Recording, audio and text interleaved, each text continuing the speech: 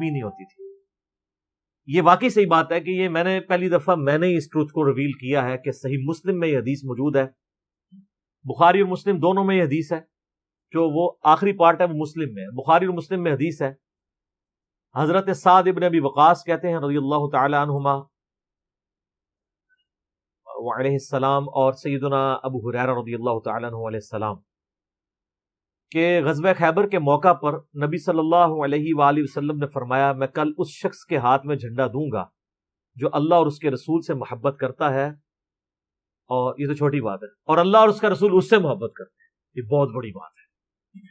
تو سعد ابن ابی وقاص کہتے ہیں کہ ہم پوری رات بے چینی میں سوئے نہیں کہ وہ خوش نصیب کون ہوگا. جب صبح ہوئی تو نبی علیہ السلام نے فرمایا کہ علی ابن ابی طالب کو میرے پاس بلاؤ. بلایا گیا. ان کی آنکھوں میں شعب چشم تھا. نبی علیہ السلام نے اپنے مبارک لعاب دہن ان کی آنکھوں میں لگایا، مبارک ہاتھوں سے زرہ باندھی، اور آپ نے روانہ کیا اور فرمایا کہ اے علی پہلے ان کو دعوت دینا. میدان جنگ میں بھی کہا کہ پہلے ان کو دعوت دینا، اگر تیری وجہ سے ایک بندے کو بھی ہدایت مل گئی نا تو تیرے لیے سرخ اونٹوں سے بہتر ہے. اور صحابہ کرام کہتے ہیں سیدنا علی کو یہ فضیلت حاصل ہوئی، اللہ تعالیٰ نے ان کے ہاتھوں میں فتح دے دی. یہ تو بخاری و مسلم میں. مسلم شریف میں آگے الفاظ ہیں کہ سیدنا ابو ہریرہ کہتے ہیں کہ حضرت عمر فاروق رضی اللہ تعالیٰ عنہ مجھ سے کہا کرتے تھے کہ مجھے اپنی زندگی میں کبھی بھی نبی علیہ السلام کی طرف سے عمارت کا شوق پیدا نہیں ہوا. یعنی وہ کہتے تھے میری یعنی زندگی میں جو عمارت والا معاملہ ہے میں اس سے دور ہی بھاگتا ہوں. آپ کو پتا ہے نا حضرت ابوبکر کا بھی جب یہ مشورہ شروع کیا تو حضرت عمر نے سب سے پہلے کہا کہ جی مجھے تو ہم معافی رکھیں، باقیوں میں سے کوئی مشورہ کر لے، میں جو بھی مسلمان راضی ہو جائیں گے. حضرت ابوبکر نے بھی سب سے مشورہ کیا، حضرت عمر سے نہیں کیا. اور سب سے مشورہ کیا کہ اس کو کر دوں، تو سب نے کہا ٹھیک ہے. جب اناؤنسمنٹ کی تو حضرت عمر نے کہا کہ بھی آپ نے مجھ سے مشورہ، ان کا مجھے پتا تھا تم نے تو ماننا ہی نہیں ہے، بس اب اس کو مسلمانوں کے مشورے کو قبول کرو. تو حضرت عمر کی ایک طبیعت میں ایک عاجزی والا معاملہ تھا، اور آپ دیکھ لیں کہ یہی عاجزی ہے جو ان کو ایمان کی طرف لے آئی ہے. نبی علیہ السلام کی ترمذی میں دعا ہے نا، اے اللہ عمر ابن حشام اور عمر ابن خطاب میں سے ایک کو اسلام کی دولت دے دے. ابو جہل کو کیوں نہیں ملی؟ میں آپ کو ایک ہی فرق ایک ہی بندے کی زبانی بتا دیتا ہوں. حضرت عبداللہ ابن مسعود کہتے ہیں، صحیح بخاری میں آتا ہے کہ جب اس مرنے کے قریب تھا، وہ جو دو بچوں نے اس کو قتل کر کے نیچے گرایا، بھی اس کی رمق باقی تھی، تو میں اس کی جب گردن کاٹنے کے لیے اس کے سینے پہ چڑھا تو مجھے کہنے لگا کہ تم ایک یعنی کم ذات کے آدمی نے ایک بہت بڑی سواری کے اوپر سوار ہوا ہے اور میری گردن کو نیچے سے کاٹنا تاکہ سردار کی گردن نظر آئے. یہ اکڑ آخری وقت میں بھی نہیں جا رہی ہے، ٹھیک ہے جی. اور دوسری طرف آپ حضرت عمر فاروق رضی اللہ تعالیٰ عنہ کو دیکھیں کہ بلال حبشی کو کہہ رہے ہیں، صحیح بخاری میں حدیث ہے کہ ابوبکر ہمارے سید ہیں جنہوں نے ہمارے سید بلال کو آزاد کروایا.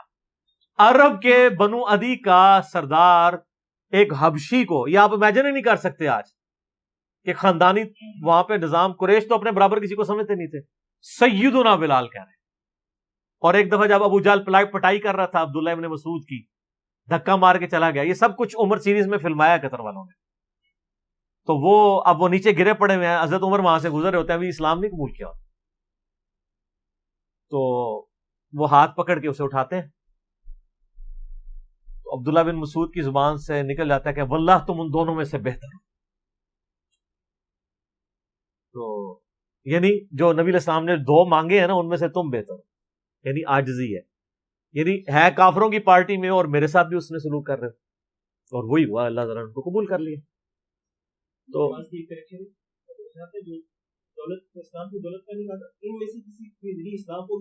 ہاں یہ دو علیحدہ حدیث ہیں، دو علیحدہ، ترمذی میں دونوں روایتیں. اچھا اب آپ دیکھیں کہ سیدنا عمر فاروق رضی اللہ تعالیٰ عنہ کہتے ہیں، حضرت ابو ہریرہ کہتے ہیں مسلم شریف کی اس حدیث میں کہ حضرت عمر مجھے کہا کرتے تھے مجھے پوری زندگی کبھی عمارت کا شوق نہیں ہوا سوائے اس دن کے کہ جس دن علی کو جھنڈا ملا. مجھے بھی خواہش تھی کہ کاش نبی علیہ السلام مجھے وہ جھنڈا دے. یہ حضرت علی کے لیے بہت بڑی فضیلت ہے اس حوالے سے کہ سیدنا عمر ان پر رشک کرتے تھے. باقی ایک سنن کبریٰ البیہقی میں من گھڑت روایت ہے کہ حضرت عمر کہا کرتے تھے، وہ جو ایک بڑی مشہور بیان کر رہے ہوتے ہیں کہ جی وہ ستاروں کے برابر کس کی نیکی ہیں. حضرت عائشہ نے پوچھا ان کا بھی تیرے باپ کی ہیں، تو حضرت عمر کی ہیں، تو پوچھا کہ میرے باپ کی، انہوں نے کہا جی ان کی تو ایک نیکی جو ہے وہ غار ثور کی سب پہ بھاری ہے. اس حدیث کو شیخ البانی نے، شیخ زبیل زئی صاحب نے، دونوں نے لکھا ہے یہ موضوع حدیث ہے، وضع کی گئی حدیث ہے. لیکن یہ ہمارے مسلمانوں کے بچے کو یاد ہے. جعلی حدیث ہے، ضعیف نہیں سر، گھڑی ہوئی حدیث ہے. اور جو مسلم شریف کی حدیث تھی وہ ہم نے آگے ایکسپلور کیا کہ حضرت عمر کہتے تھے مجھے علی پر رشک کہ مجھے وہ جھنڈا نہیں ملا اور علی کو ملا. دوسری طرف سیدنا علی بھی سیدنا عمر سے بڑی محبت کرتے تھے. ہاں، بخاری اور مسلم دونوں میں حدیث ہے، مشکات میں بھی آپ کو مل جائے گی 3 جلد میں، حضرت ابو بکر عمر کے فضائل کے چیپٹر میں. عبداللہ ابن عباس کہتے ہیں کہ سیدنا عمر کی میت رکھی ہوئی تھی اور لوگ ان کی میت پہ رو رہے تھے اور اپنے اپنے انداز میں ان کے اوپر سلام پیش کر رہے تھے کہ آپ کی وجہ سے اللہ نے اسلام کو اتنا عروج دیا، رومن اور پرشین امپائر گر گئی، یرموک اور قادسیہ میں اللہ نے مسلمانوں کو فتوحات دی.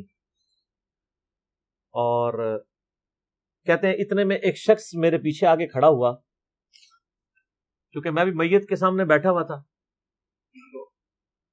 اس نے میرے کندھے کے اوپر آ کے یوں کونی رکھ لی اور اس نے سیدنا عمر کی میت کو مخاطب کر کے کہا کہ اللہ تجھ پہ رحم کرے اے عمر ابن خطاب.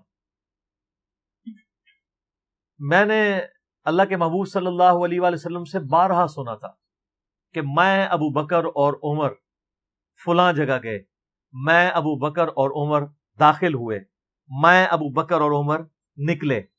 مجھے امید تھی کہ تم اپنے ان 2 ساتھیوں کے ساتھ جا کے ملو گے. کون سے 2 ساتھی؟ سیدنا ابو بکر اور سیدنا محمد رسول اللہ صلی اللہ علیہ وآلہ وسلم. اور اللہ کی قسم اس روئے ارض پہ تم وہ شخص تھے کہ مجھے خواہش ہے کہ میں تمہارے اعمال کے ساتھ اللہ کے حضور پیش ہوں. ظاہر ہے اتنا بڑا عروج سر، انسانی تاریخ کا سب سے بڑا ریولوشن نبی علیہ السلام کا، اس کی ایپیکس سیدنا عمر کے دور میں ہوئی ہے. اور یہ اللہ کا معجزہ ہے. نبی علیہ السلام کی مبارک زندگی میں انقلاب آتا نا تو اس طرح کے تو بہت لیڈر پہلے بھی آئے تھے جنہوں نے اپنی زندگیوں میں انقلاب لے کے آئے تھے. یہ معجزہ یہ تھا کہ وہ شخص دنیا سے چلا گیا، ہزاروں اس کے ماننے والے مرتد ہو گئے عرب قبائل، اور چند مخلص ساتھی ساتھ ہیں، اس کے باوجود اللہ نے رومن اور پرشین امپائر الٹوا دیے. کتنا بڑا معجزہ ہے. اگر نبی علیہ السلام نے مبارک زندگی میں کر جاتے، وہ تو سکندر اعظم بھی کر گیا، بعد میں چنگیز خان نے بھی کیا، بڑے بڑے لیڈر آئے. یہ ڈفرنس ہے، ایک یہ ڈفرنس، اور دوسرا ڈفرنس یہ کہ نبی علیہ السلام نے اپنی وفات کے بعد 10 سال بعد، 20 سال بعد، 30 سال بعد، 50 سال بعد، ایون 500 1000 سال بعد ہونے والے واقعات کو بھی بیان فرما دیا کہ یہ ہوگا. آج تو ہم تاریخ میں دیکھ سکتے ہیں کہ وہ سب کچھ ہوا ہے.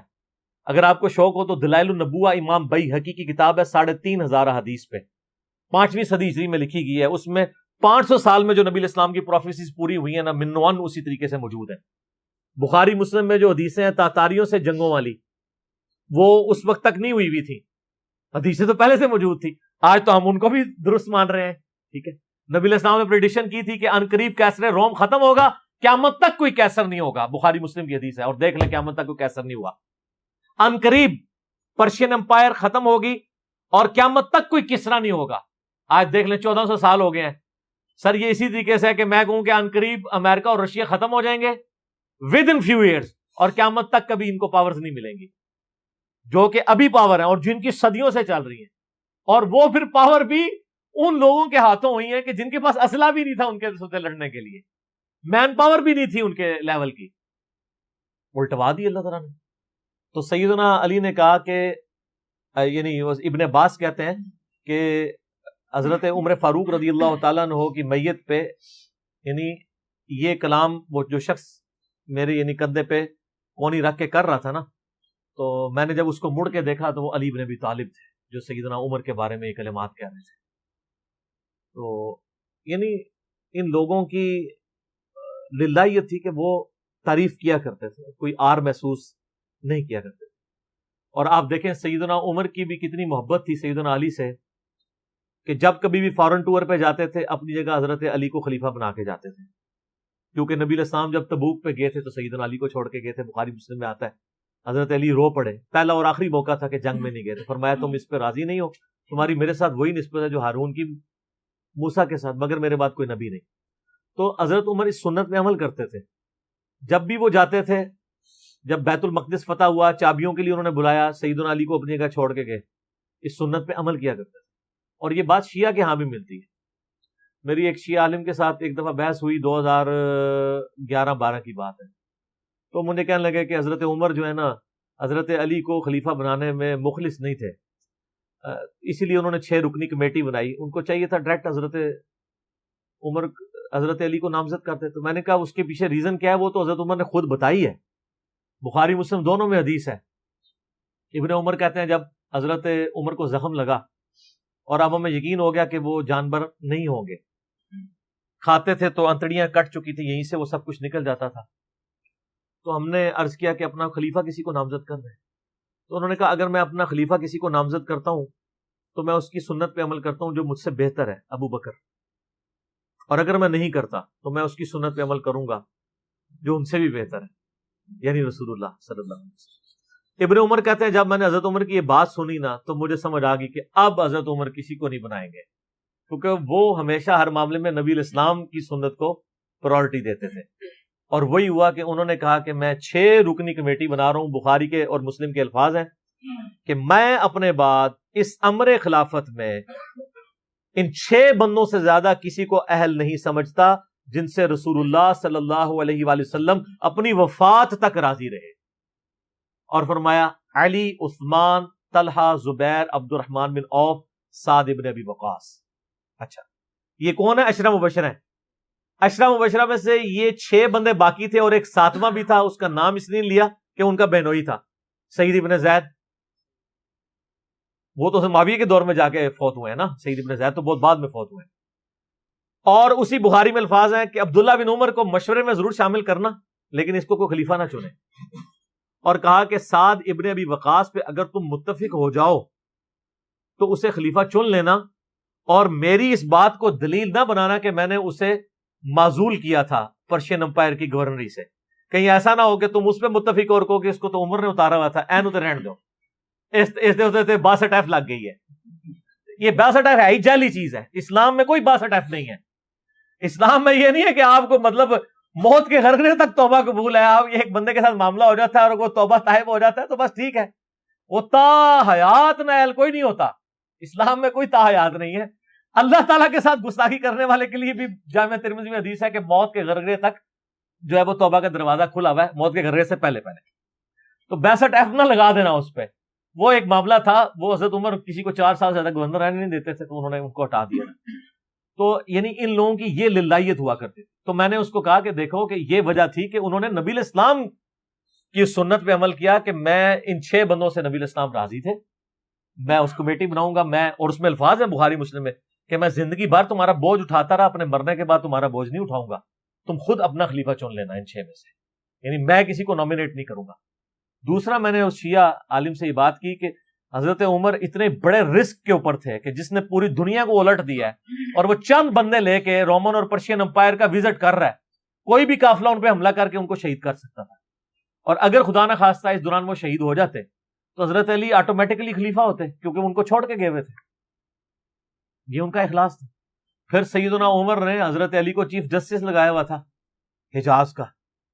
چیف جسٹس آج کل نہیں سنبھالا جا رہا، اور اس زمانے میں جب اسلام کا دور دورہ ہو، عدل کا نظام ہو، اور تینوں جو زہد کے امام تھے نا، حضرت عمر نے ان کو چیف جسٹس لگایا تھا۔ رومن امپائر گری، اصحاب صفہ میں سے ابو درداء کو لگایا، سب سے غریب ترین صحابی، یہ ان کا کرائٹیریا تھا۔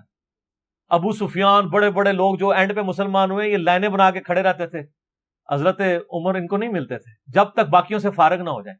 وہ کہتے تھے ہم سردار، ان کا نہیں، تم اسلام میں بعد میں آئے ہو۔ اور وہ مہاجرین کے وظیفے اور اصحاب بدر کے وظیفے انہوں نے باقیوں سے ڈبل لگائے ہوئے تھے کہ انہوں نے برے وقت میں اسلام کا ساتھ دیا۔ اور پرشین امپائر گری، عبداللہ ابن مسعود، زہد ترین صحابی، زہد کے امام، ان کو وہاں پہ چیف جسٹس لگایا، اور حجاز کے اندر سیدنا علی کو لگایا۔ اور اس سے بھی بڑھ کے سیدنا علی بن ابی طالب کی ایک بیٹی ہے ام کلثوم، سیدہ فاطمہ سے ان کا رشتہ مانگا سیدنا عمر کہ میرا اہل بیت رسول کے ساتھ رشتہ بنے۔ صحیح بخاری میں بھی اس کا ذکر اشارتاً موجود ہے ام کلثوم کا. شیعہ اور سنی دونوں کے ہاں ان کی کتابیں تو مانتی ہیں، بابے نہ مانے تو علیحدہ بات ہے، کتابوں میں موجود ہے کہ سیدنا عمر فاروق کی بیوی تھی ام کلثوم، اور سلام اللہ علیہا، اس کی وجہ سے یعنی انہوں نے ایک فخر محسوس کیا کہ میرا اہل بیت کے ساتھ ایک رشتہ داری والا معاملہ ہو جائے. تو سیدنا عمر اس طرح کے معاملات کے اندر اہل بیت کے ساتھ بہت حسن سلوک والا معاملہ کیا کرتے تھے. اگرچہ ان کی طبیعت میں سختی ضرور تھی، لیکن جو دین کے معاملے میں تھی وہ ساری سختی اپنی ذات کے معاملے میں نہیں ہوا کرتی تھی. صحیح مسلم میں ایک حدیث ہے، اسی پہ میں کنکلوڈ کرتا ہوں کہ سیدنا عمر نے ایک خواب دیکھا کہ مجھے ایک مرغے نے خواب میں ٹھونگے ماری ہیں. انہوں نے پھر اگلے دن خطبہ دیا. انہوں نے کہا کہ میں نے خواب میں دیکھا ہے کہ اس طرح مجھے ایک مرغ نے چونچے ماری ہیں خواب کے اندر. میں نے اس کی تعبیر یہ کی ہے کہ عنقریب مجھے قتل کر دیا جائے گا، اور اگر بائی چانس اچانک میں مار دیا جاؤں، یہ تو کسی کو نہیں پتا تھا کہ وہ ایک تقریباً 3-4 دن تک زخمی حالت میں ہوش میں رہیں گے. اچانک بھی تو مار سکتے تھے اگر گردن اتر جاتی. اگر میں اچانک مار دیا جاؤں تو تم اس امر خلافت کو ان 6 بندوں سے باہر نہ جانے دینا. صحیح مسلم میں ان 6 بندوں کے نام نہیں ہیں، لیکن بخاری میں وہ نام بھی ہیں، سیدنا علی، عثمان، طلحہ، زبیر، عبد الرحمن بن عوف اور سعد ابن ابی وقاص. اور انہوں نے کنسنسس کے ساتھ پھر بعد میں سیدنا علی اور عثمان ہی بچ گئے تھے، ان میں ٹائی پڑ گئی تھی تو الٹیمیٹلی پھر حضرت عثمان کو چن لیا گیا. تو اگر میں اچانک مار دیا جاؤں تو ان 6 بندوں سے باہر کسی کو خلیفہ نہ چننا، اور مجھے پتا ہے کہ جب تم ان 6 بندوں میں سے کسی کو خلیفہ چنو گے تو کچھ لوگ تمہاری مخالفت کریں گے، اور یہ وہی لوگ ہیں جن کو میں نے اسلام کی خاطر اپنے ہاتھوں سے مارا ہوا ہے. یعنی وہ لوگ جو بالکل اینڈ پہ مسلمان ہوئے ہیں، جن سے ہم نے غزوہ بدر، خندق، احد لڑی ہوئی ہے. اب یہ اینڈ پہ مسلمان ہوئے ہیں، چونکہ وہاں پہ بھی انہوں نے حکمرانی دیکھی ہوئی ہے، تو یہاں پہ بھی ان کی خواہش یہ ہوگی کہ ان میں سے کسی کو خلیفہ چنا جائے. تو جب تم دیکھو کہ ایسے لوگ اس خلافت کے دشمن ہیں، ان 6 میں سے کسی بندے کی خلافت کے مخالفت کر رہے ہیں، تو تم سمجھ لینا کہ یہ لوگ اللہ کے دشمن، اور دوسرے الفاظ تو بڑے سخت ہیں، کافر ہیں. اب اس کی انجینئرنگ میں نہیں کرتا، وہ پھر کسی اور طرف بات چلی جائے گی. آپ میرا ریسرچ پیپر واقعہ کربلا کا حقیقی پس منظر 72 صحیح الاسناد احادیث کی روشنی میں، جس میں میں نے 200 روایتیں اکثر بخاری مسلم سے پیش کی ہیں، اس کے سٹارٹ میں نے حدیث لکھ کے پھر لکھا ہے کہ اب آئندہ صفحات میں آپ کو پتہ چلے گا کہ سیدنا عمر اسلام کا دشمن کن لوگوں کو سمجھتے تھے. اور یہی الفاظ صحیح بخاری میں عبداللہ بن عمر نے بھی استعمال کیے تھے. کس کے بارے میں کیے تھے وہ ہمارا ریسرچ پیپر. ٹھیک ہے جی.